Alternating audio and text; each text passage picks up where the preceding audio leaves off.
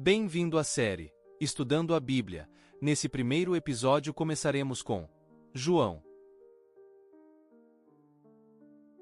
João capítulo 1 versículo 1 ao 18. O Verbo se fez carne. Quando abrimos o Evangelho de João, percebemos que ele é muito diferente dos outros três evangelhos, Mateus, Marcos e Lucas. Enquanto os outros começam com a genealogia de Jesus, com seu nascimento ou com o início do ministério, João começa antes de tudo isso. Ele volta no tempo, não para alguns anos antes, mas para a eternidade passada. O versículo 1 diz: No princípio era o Verbo, e o Verbo estava com Deus, e o Verbo era Deus. Aqui, João está nos dizendo que Jesus não começou a existir quando nasceu em Belém. Ele sempre existiu. Ele é eterno. A palavra verbo vem do grego logos, que significa palavra, mensagem, razão ou sentido. João está dizendo: Jesus é a expressão perfeita de Deus. Pense nisso. Antes de qualquer montanha, rio ou estrela existir, antes de Adão, antes de qualquer anjo, Jesus já estava lá. Isso muda a forma como olhamos para ele. Ele não é um simples mestre, não é apenas um homem sábio. Ele é Deus. O versículo 3 reforça isso. Todas as coisas foram feitas por ele, e sem ele nada do que foi feito se fez. Isso significa que tudo o que existe, o mar, o céu, o ar que respiramos, até o nosso próprio corpo, foi criado por ele. E mais, ele mantém tudo funcionando. O universo só continua existindo porque Jesus sustenta todas as coisas. Hebreus capítulo 1 versículo 3.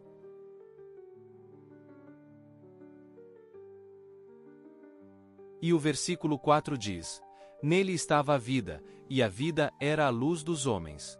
Ou seja, não apenas ele nos deu a vida física, mas também é a fonte da nossa vida espiritual.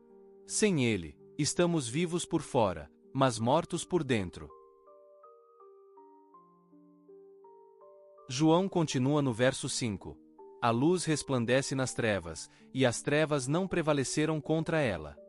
Isso significa que, por mais escuro que o mundo fique, seja pela maldade, pelo pecado ou pela tristeza, a luz de Cristo é mais forte. Pense em um quarto totalmente escuro. Basta acender uma pequena vela, e a escuridão não pode apagar aquela luz. Depois, João apresenta João Batista, que não era a luz, mas veio para dar testemunho da luz. Ele tinha um papel importantíssimo: preparar o coração das pessoas para receber Jesus.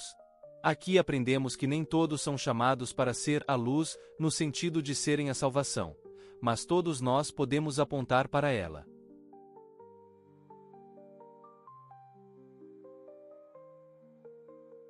O verso 10 traz um detalhe muito triste e ao mesmo tempo muito real. Estava no mundo, e o mundo foi feito por ele, e o mundo não o conheceu.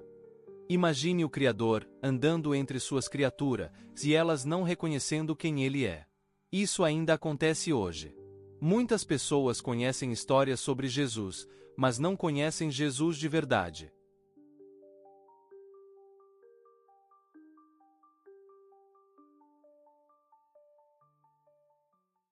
Mas aí vem uma promessa maravilhosa no verso 12. Mas, a todos quantos o receberam, deu-lhes o poder de serem feitos filhos de Deus, aos que creem no seu nome. Isso significa que não basta apenas acreditar que Jesus existiu. É preciso recebê-lo como Senhor e Salvador. Quando fazemos isso, não nos tornamos apenas seguidores, mas filhos adotados na família de Deus. E então chegamos ao ponto central, no verso 14. E o Verbo se fez carne e habitou entre nós, cheio de graça e de verdade. E vimos a sua glória, como a glória do unigênito do Pai. Aqui está o maior mistério e o maior milagre. Deus se fez homem. Ele não ficou distante, observando do céu.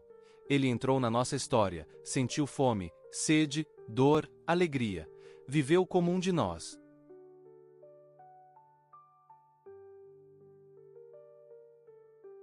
A palavra habitava aqui no original significa armar uma tenda ou tabernacular. Isso nos lembra o Antigo Testamento, quando Deus habitava no meio do povo no tabernáculo. Agora, em Jesus, Deus não estava mais em uma tenda ou templo, mas andando entre as pessoas.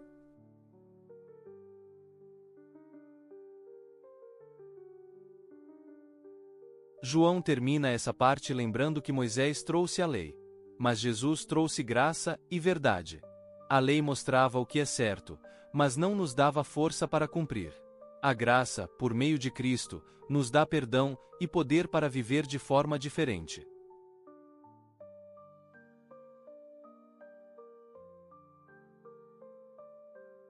A mensagem de João capítulo 1 versículo 1 ao 18 é um convite. Reconhecer que Jesus não é apenas um personagem bíblico, mas o próprio Deus que veio até nós. É um chamado para andar na luz, receber a vida verdadeira e viver como filhos de Deus.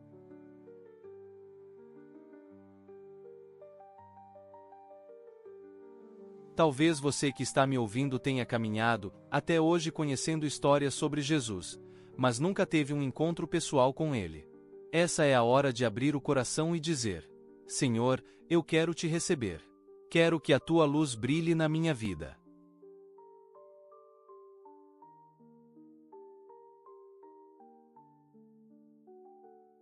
A pergunta que fica é: você já recebeu essa luz?